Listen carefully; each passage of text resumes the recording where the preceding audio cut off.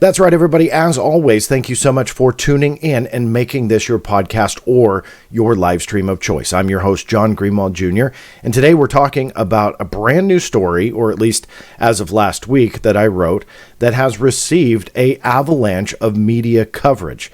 Now, what I had reported last week was something that, although may upset some of you, was a very important story as we continue to unfold this saga about learning more on UAP, UFO, whatever acronym you want to use, and how Congress is approaching this topic, and will their language in these bills that they've been passing around and then passing in the chamber and so on and so forth, will they help us?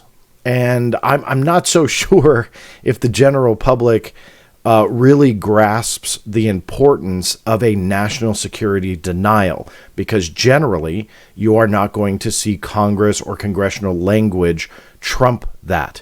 Now, I won't get into it in this video, but you've seen in the past where I've talked about how Congress has been very accepting of the quote-unquote we can talk more about that in a closed session, which means we're encroaching on territory that's classified. We can't do this in a public hearing.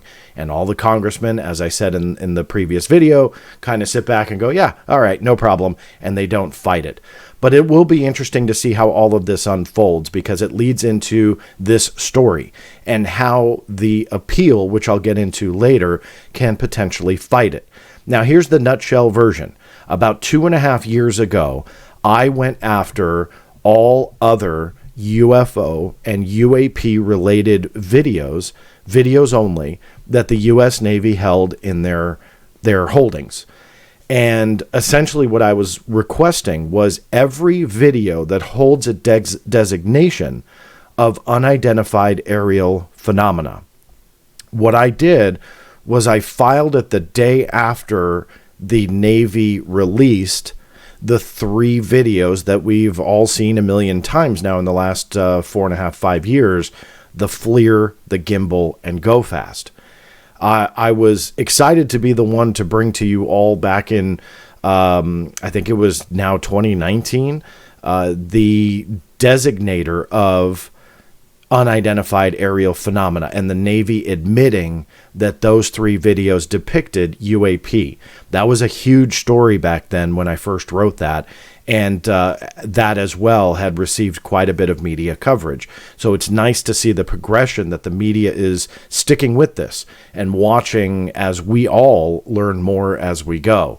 Now, fast forward to, again, about 2.5 years ago. I don't have the exact dates in front of me, but regardless, it's in the article if you'd like to click on the links. They're all time-stamped and so on.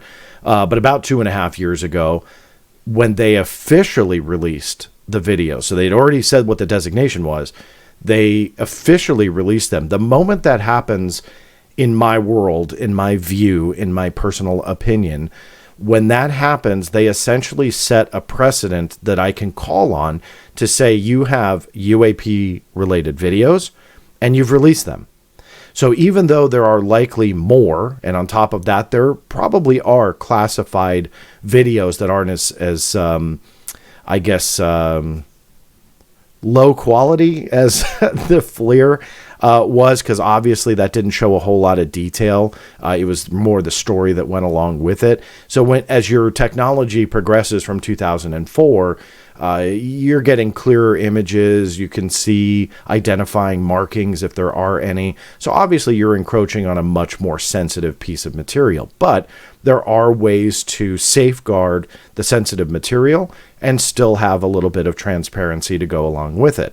So when I filed the case, I had said, you guys are now releasing these videos, so there's got to be more. And that had started what I didn't know at the time, would ultimately be roughly a 2.5-year journey that resulted in me having to file numerous FOIA cases. It wasn't just one.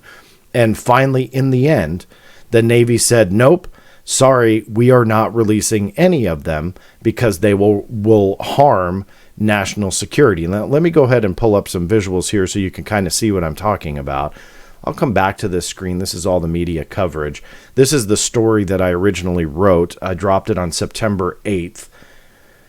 Let me scroll down here. I won't read it to you, but I please welcome you to visit the link in the show notes below. That way you guys can see all the anchor links, all the timestamp articles I wrote prior to this, kind of leading up to this story. But I go through all the different cases that I filed. I list all the case numbers for all of you that love to take notes and challenge what I may or may not be saying. What I do is make sure that you guys have a paper trail to track as well. But let me go ahead and jump down to the denial letter. Hopefully you can see this good on your screen. Let's see if I can maybe zoom it in a little bit more there. So what they do in this appeal, let me go to the right language. So this is essentially just more boilerplate stuff, that they searched for what I had requested. And it says the UAP task force has responded back to DNS 36 and have stated that the requested videos contain sensitive information pertaining to unidentified aerial phenomena, or UAP, and are classified and are exempt from disclosure in their entirety under Exemption B5, U.S. Code Section 552, B1, in accordance with Executive Order 13526 and the UAP Security Classification Guide. The release of this information will harm national security as it may provide adversaries valuable information regarding Department of Defense/Navy operations, vulnerabilities, and/or capabilities. No portions of the videos can be segregated for release. While 3 UAP videos were released in the past, the facts specific to those 3 videos are unique in that those videos were initially released via unofficial channels before official release. Those events were discussed extensively in the public domain. In fact, major news outlets conducted specials on these events. Given the amount of information in the public domain regarding these encounters, it was possible to release the files without further damage to national security. The rest is kind of boilerplate. So I want to kind of drill down on a few things here. So again, to kind of summarize that nutshell part, they said no. And they said everything is classified and everything would harm national security if released. So diving a little bit deeper and breaking this down, that last line stuck out to me. Without further damage to national security. As far as we're aware, the videos were deemed as unclassified. I had written a story where I got a statement from the Navy. I even looked back to verify, and I go over it in the story, but essentially they were confirming that the videos were and are unclassified. And so what they were confirming was there was no sensitivity that resulted in classification. Rather, they were unclassified. Now, one point that I will make is that even though stuff is unclassified, that does not mean that it can be released to the public. Unclassified for official use only is a designator they use. It requires a review to make sure that although something may not be classified, it could still potentially be exempt from release for a multitude of reasons. That's a story for another day, but just know that just doesn't automatically allow it to go out into the open. But harming national security, if information harms national security, that's essentially when you get into classified territory. So how much harm it can do, and there are definitions for this, which are quite fascinating. Maybe I'll go over them in another video. But essentially, it breaks down the level of harm, which then essentially defines the level of classification. So going back to this, further damage to national security, are they implying that there was damage to national security from the beginning? I have seen no evidence of that. In my appeal, which I'll go over in a little bit, I break that down even more, so we'll go over it then. But in short here, there's no sign that there was a damage to national security. Now, were there concerns over the leaks? I would say yes. The Air Force Office of Special Investigations did a investigation into the leak of the material, and essentially determined they were unclassified and that there was no, I guess, reason to continue. What were they going to do? Essentially, the information was unclassified, so there was no classified information that was out in the public, so there was nothing ultimately to do. Arguably, there may have been a concern about the person that leaked them, and I think that may have been the DISA, D-I-S-A investigation that was referenced by Luis Elizondo, that he said he was being interviewed and kind of scrutinized over. So there may have been a concern about how the protocols weren't followed correctly, and how people with security clearances that are supposed to safeguard information, again, even though these were unclassified, it wound up in the open. How did that happen? And who was essentially responsible. So there were subsequent investigations, in my opinion, that tie into the AFOSI investigation. But to kind of close that part of it, it was unclassified. There was no classified information in the open, and they didn't have a concern beyond that. So what is that further damage to national security? And we don't really know. The other part that I want to quickly mention before we get on to the appeal is that it's in accordance with Executive Order 13526. This is an executive order that kind of essentially defines national security, classified information, so on. A lot of legal jargon in there. There's been a couple executive orders that kind of get overwritten as new protocols are put into place, signed by the president. Before this, it was Executive Order 12958, if I remember correctly. So they do a lot of these kind of revisions and updates to how they handle classified information. But in addition to 13526, it also mentions UAP Security Classification Guide. If you're new to this channel, just know I did a full video breakdown. Ironically, there's no connection to this, about a week prior to me writing this story. Now, why is that important? Well, I profiled the Security Classification Guide as proof of, again, my opinion, but what I felt was proof that UAP and UFO secrecy is deepening, not lessening. Everybody thinks that we're in this era of transparency, and even though we hear about UAP and UFOs a lot more, I feel that it is deepening. So I've said that a lot publicly, and people have always asked me, well, what are you talking about? Like, Congress is getting involved, and there's hearings, and so on and so forth. So without, again, doubling that video, please know that I have done a full breakdown of that guide. But why I wanted to bring it up here is to punch the note. That is the authority, along with that executive order.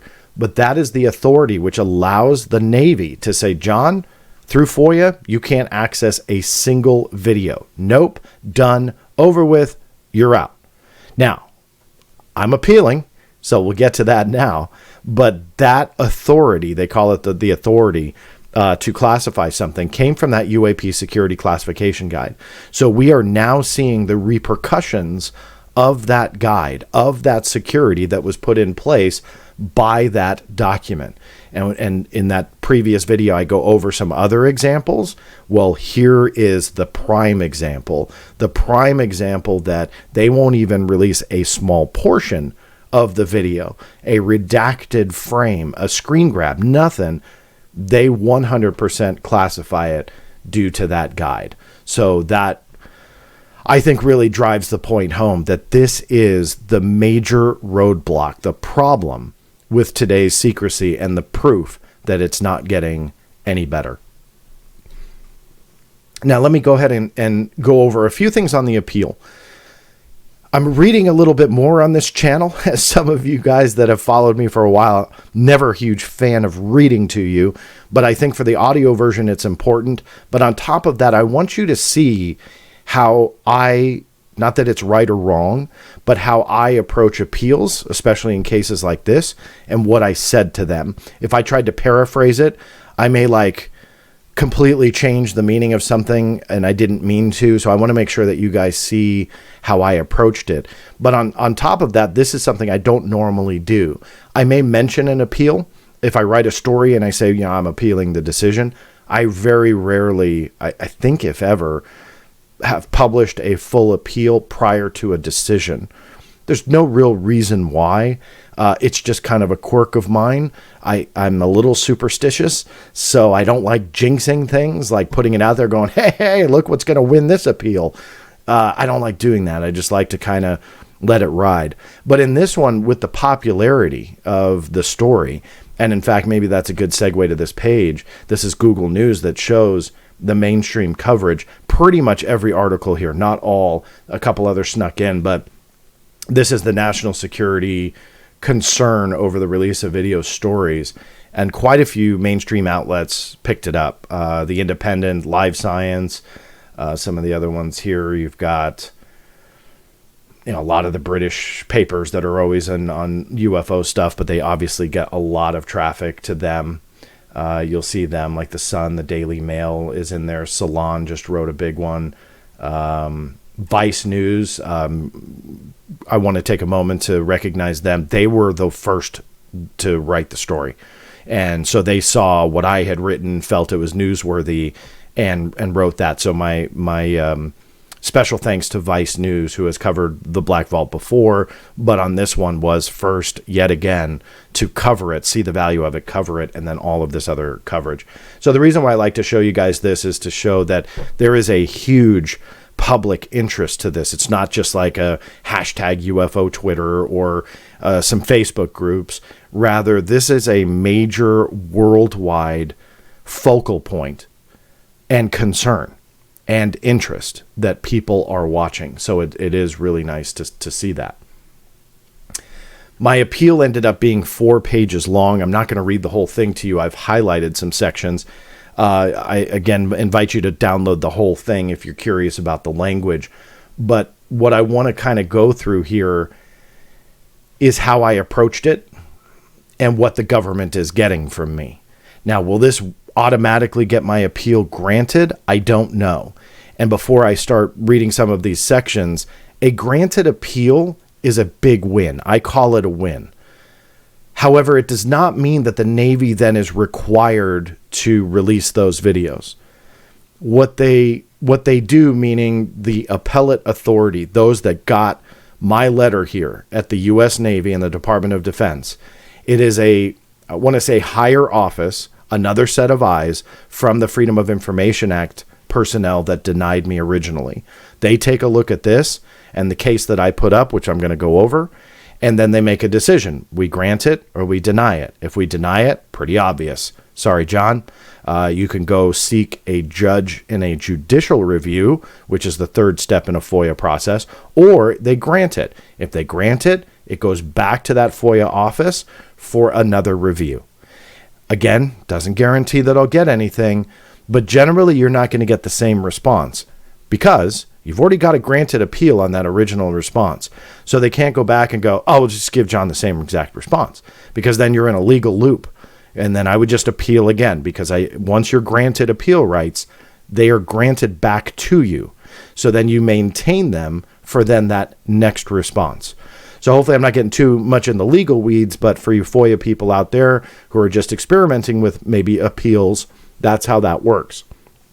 So with that granted appeal, I will maintain rights to appeal again, and then we'll see what they give me.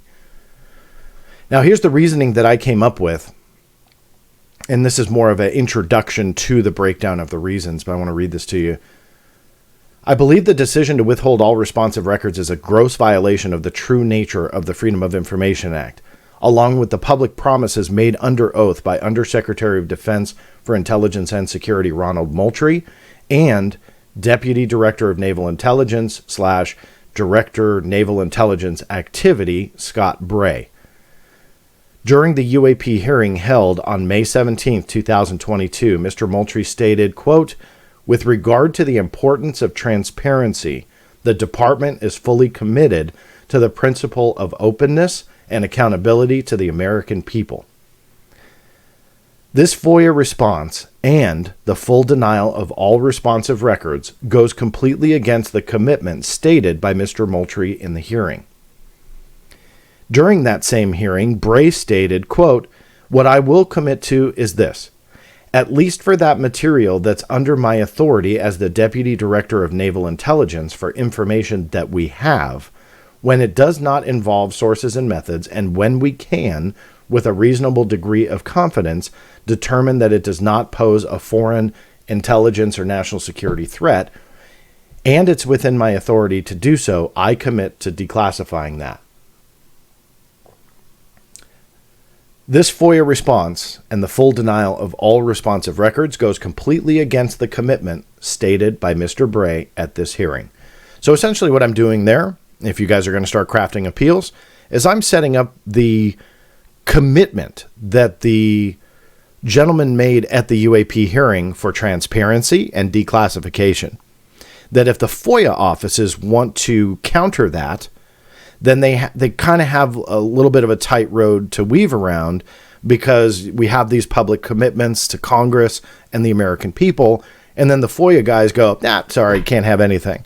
So does it fit into the national security as Bray kind of set up? Maybe, but that doesn't mean that we shouldn't try to set it up with that commitment and then tear down their decision with my breakdown here. Let me go back to reading to you. These are the bullet point lists. This is the bullet point list that I made to show them why I felt their decision was wrong and why I felt the appeal should be granted and at least a portion of the videos released. So let me read. Number 1, metadata can be stripped. Likely information within this metadata embedded within each video would contain sensitive information and likely be exempt from release. However, this data can be stripped and removed from the video files, thus removing the need for secrecy when it comes to the information that metadata could reveal. This is a interesting note because obviously the FLIR, the gimbal, and the Go Fast were not redacted visually. The metadata was stripped. Once the metadata was stripped, that sensitivity went to nothing and they were released to the general public. HUD or heads-up display or HUD information can be redacted, as indicated by numerous DoD videos released in the past. Should any videos that are within the responsive records for this case have sensitive information displayed on screen, it can be redacted. Also, as indicated by numerous releases by the DoD of videos containing sensitive information, that HUD information being redacted allowed for the public release of the video, along with it being downgraded to an unclassified level. Please reference released videos housed on DVIDs to see numerous examples of redactions within videos.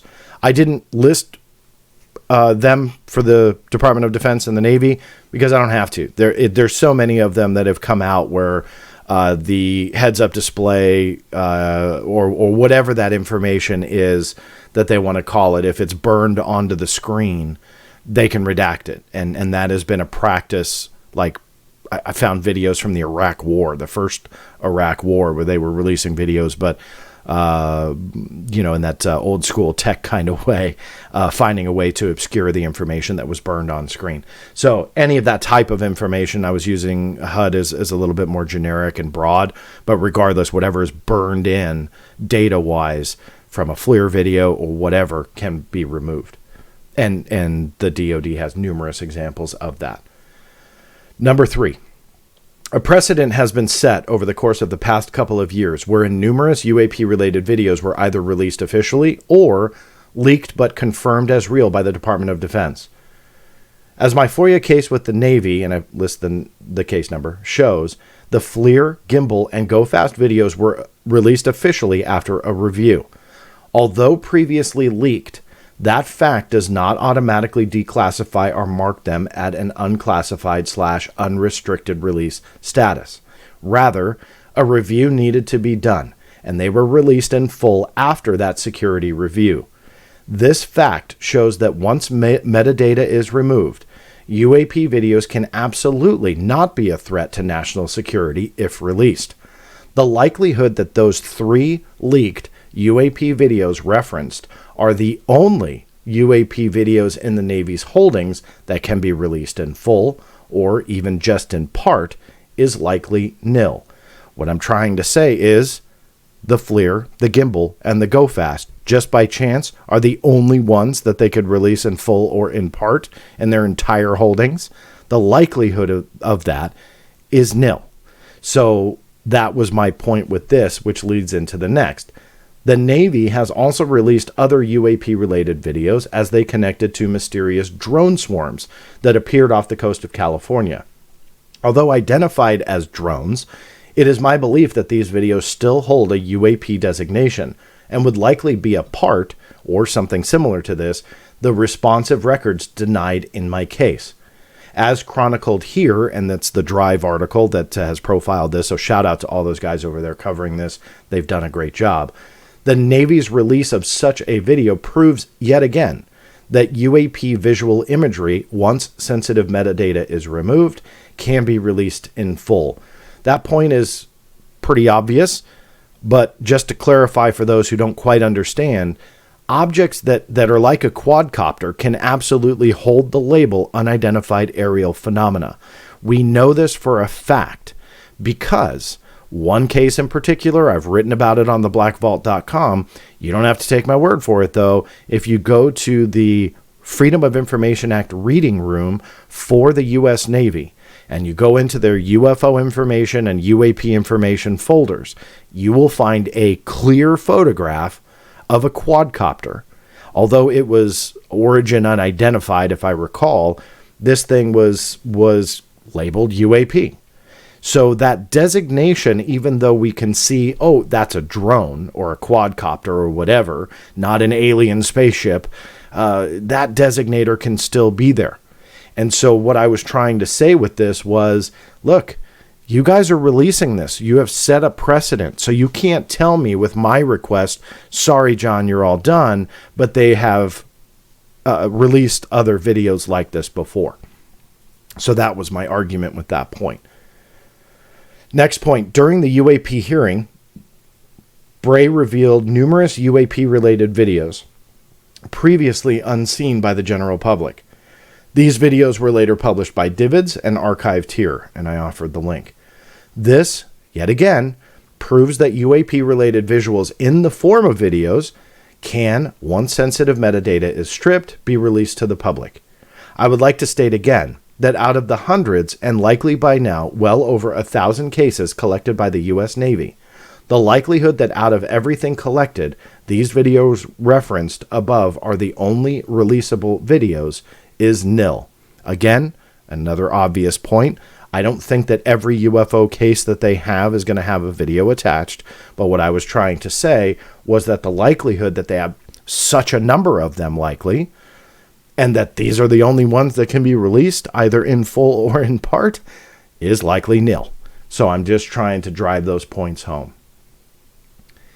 In April of 2021, multiple leaks of UAP-related information appeared online, as released by investigative filmmaker Jeremy Corbell. I reached out to the Pentagon, which quickly confirmed that the video and photos published by Mr. Corbell were, quote, taken by Navy personnel. Susan Goff, Pentagon spokesperson, added, quote, the UAPTF has included these incidents in their ongoing examinations. I believe this confirmation of leaked material shows the lack of sensitivity and classification for UAP-related material.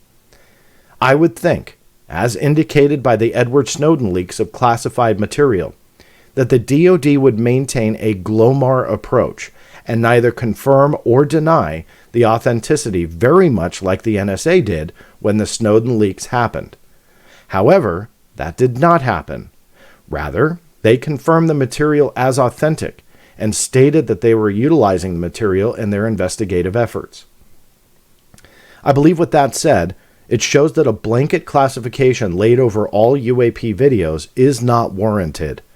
As yet again in this example, it is shown that the information is not as sensitive as the U.S. Navy is claiming in my FOIA response letter, which led the way to the responsive records being denied in toto, meaning in total, all of them. So what I'm showing here is even leaked information, stuff that came out years after the FLIR, Gimbal, and Go Fast, much clearer, and clearly, in my opinion, would show a kind of a threat to national security where these things are encroaching on naval training exercises. They quickly said, yep, those are taken by Navy personnel. Yep, we have them utilized by the UAP task force. Well, that's not very sensitive. And I use the Edward Snowden example as proof of what really is sensitive. And that GLOMAR response, we can neither confirm nor deny. I saw that and saw that used for many, many years. And in fact, with some stuff, it is still utilized. So they Glomar stuff that's already out in the open, which seems silly, but that's what they do. Yet with UAP stuff, it was very quick. That confirmation came incredibly quick. And for those of you who have followed my work for a while, you'll recall I made a deal out of that. I was shocked that they were just like within a day. I forget how many. There was one that was a couple hours or within same day or something like that. Ridiculous. So something's fishy about that. But regardless, that's the precedent set. And in an appeal, what may seem silly to us, and we banter about on Twitter, social media, whatever, the minute they make those actions, the minute they do stuff like that on an official level, you can use it. So that's why I'm using it in my appeal here to show why I think they made that wrong decision. Almost done here. Although the FOIA release letter signed by Mr. Kaysen, I believe is how you pronounce it, Mr. Kaysen stated the justification for the release of the 3 leaked UAP videos, and he said that by the Navy doing so, it would be done, quote, without further damage to national security, unquote. I believe this is entirely inaccurate and not a justified statement. I also link to the Air Force Office of Special Investigation file. I reference the file number so they can look it up themselves, and the fact that there was really kind of no damage because there was no sensitive or discernible imagery. Let me go back to reading what the appeal said. I believe based on Air Force Office Investigation file number, so on, as archived here and being released via FOIA, it was determined that there was no damage given. Forgive me, I kind of misworded this, but it was determined that there was no damage given the fact that the videos were unclassified and held no sensitive/discernible imagery. Sorry, forgot a comma there. So essentially that statement given to me in the FOIA letter just isn't justified, and that was proof. So I reference that investigation file as proof of that. This conclusion by Air Force Office of Special Investigations coincides with a September 9th, 2019 statement by the U.S. Navy as given to the Black Vault by Navy spokesperson Joseph Gradisher. He stated, quote, the 3 videos were/are designated as unclassified.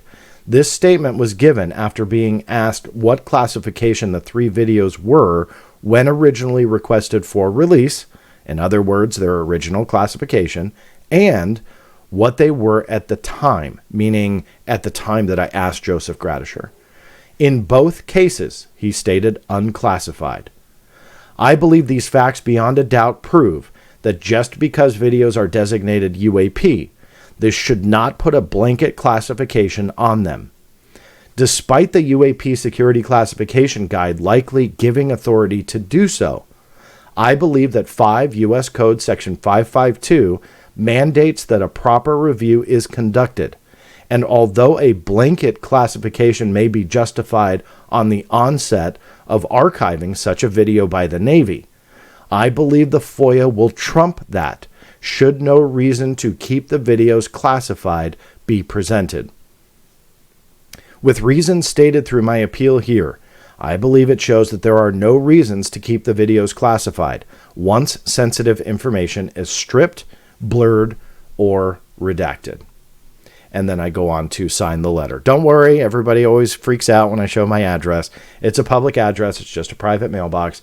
That said, that is the appeal. That's how I did it. That's how I approached it. Forgive the reading, but I wanted to at least have you guys see and hear how I approached it with the Department of Defense. What happens from here? I have no idea. How long it will take? I have no idea. So I will see what happens, and I will keep you guys absolutely informed of the process. Now, one thing I really want to stress to you guys is something that I've seen thrown at me on Twitter and social media chatter, but also into the conversation as a whole. And that was based on the letter, the fact that it would, and I'll go to the language here, the release of this information will harm national security as it may provide adversaries valuable information regarding Department of Defense Navy operations, vulnerabilities, and or capabilities. A lot of people, or at least a strong number of them, read that and just automatically said, aha, we're dealing with our own tech. This is black tech, our own capabilities. You guys know me where I nitpick every word. And I laugh because you have to. You have to do it in every case. It doesn't matter if it goes to support your theory or if it goes to crush your theory. You have to nitpick. And in this case, I do not agree with the automatic dismissal that this is now black tech, even though I get a lot of heat for bringing up the fact that that's part of the conversation and that it's possible that some of these cases absolutely are black budget programs, technology that we don't know about yet, that even maybe certain people high ranking in the military don't even know yet and are encountering them on training ranges. I think all that's a possibility. But I can't just look at this and go, told you guys, because I don't think that it just fully supports my approach here. And by breaking down this sentence and nitpicking, I believe it is incredibly broad. Even though some people think, well, it's clear as day, John, they're telling you it's their own capabilities. No. Why? Because you break it down word by word. The release of this information will harm national security as it may. Not will, but may. So legal jargon is like, maybe, maybe not. That's the way to look at it from a non-legal jargon way. I mean, that's truly what legal verbiage does, is that it just leaves it all wide open, that it maybe could. So we have to do the blanket denial. So it may provide adversaries valuable information regarding Department of Defense Navy operations, vulnerabilities, and or, meaning not all of the above, not some, but maybe one, if not two, if not three of the three capabilities. Now, why am I making such a big deal out of that? Well, you have to nitpick that and realize that the true root cause of these UAP cases, and pick your explanation of choice, a balloon, a seagull. I posted on Twitter, and this is actually true, a turtle can be what's called a range fowler. And then by definition, they're including range fowler reports in UAP cases. So, hey, maybe even a turtle underwater, who knows? But joking aside, pick your explanation all the way to aliens, right? And you have a wide range of causes for potential UAP. This explanation, you can fill in the variable of your choice, and this will make sense. Meaning a vulnerability can be exposed by a balloon.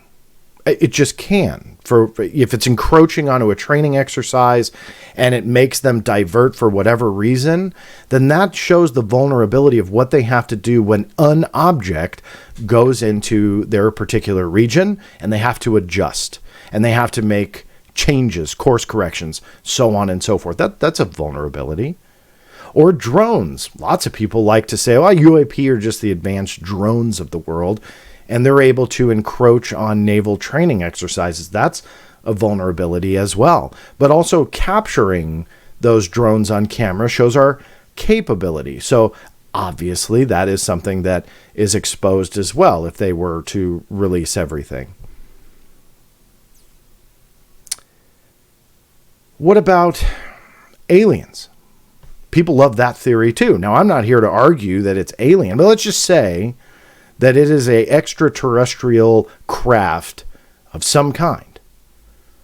Could that expose our capabilities to track or to not track such advanced technology? Absolutely. Could it expose our vulnerability wherein they're able to come in? Why could they come in? Because we have no certain defenses when they come in at a certain angle or a certain altitude or a certain altitude way above.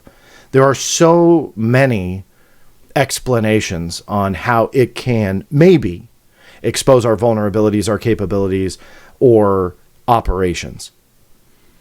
So whatever variable you want, and I'm not here to tell you which one to choose. Personally, I think I'm undecided, but everything is on the table of what I just went over. And I think it's a mix of everything, with aliens being that big kind of question mark does it go that far? But let's say, again, for this little thought exercise, if it did, every variable from a balloon, seagull, or turtle to an alien spaceship from Zeta Reticuli, it will fit into that statement as the potential cause, maybe, and or the cause to expose to our adversaries our operations, our vulnerabilities, and our capabilities. So I respectfully disagree to all of those who say this letter proves that it's all black tech, because I hope my little thought exercise there proves that it does not matter the root cause of UAP. It could be any one of those things. This will apply in the broad scope that it was written. And that, for me, is why you nitpick and you take your personal bias out of it. You stop looking for support of your statement. You stop looking to tear other people down. You just look for what it says, and that's what this says. So those who are arguing about this is black tech now based on this, I think it's a lost cause, because it just isn't proven based on that breakdown. But I'm always interested in your thoughts, especially if you disagree with me. Not a problem. Just keep it respectful. That's all I ask. Lots of voices come into these channels. If you're watching on YouTube, thank you for doing that. A thumbs up is absolutely the biggest help that you can do. Make sure that you're subscribed to the channel, and of course, turn the notifications on.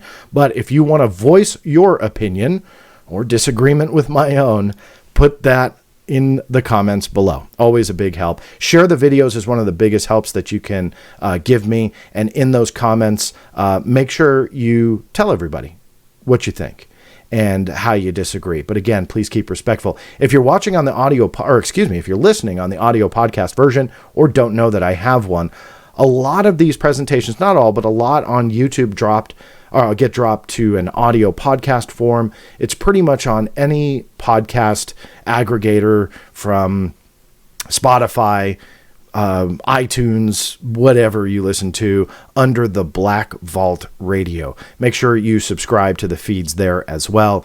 And if you can, take a few seconds, please give this show a rating. It's a huge help. I won't tell you what to put, but as you know, I aim for 5 stars. That's always my aim. But please be honest in the review, but just add one if you could, because I really do appreciate it. Other than that, there are other ways to support the Black Vault, should you decide to do so. Those links are also below or in the show notes. You can go to www.theblackvault.com/live to go to the YouTube channel, or theblackvault.com. There's a podcast link at the top. And lastly, I have to put in there, I've got all sorts of social media depending upon what you use. I know a lot of you here on YouTube, if you're watching, you don't even use social media. It always surprises me. But just know that by popular request, it sounds like it's being revived a little bit. Parler, I've decided to rejoin that. A lot of you were asking me, was I going to go over there? They've changed a lot.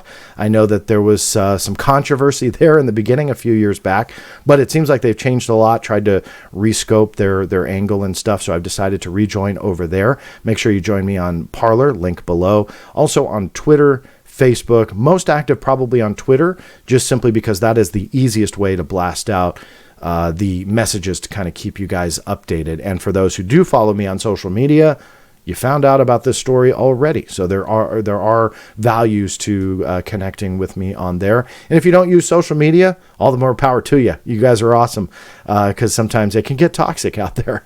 May come as a shock to some of you. But yes, it's pretty awful in some corners of the discussion. So keep it clean on this channel, especially in those comments, but post them. Really big help. This is John Greenwald Jr. signing off, and I'll see you next time.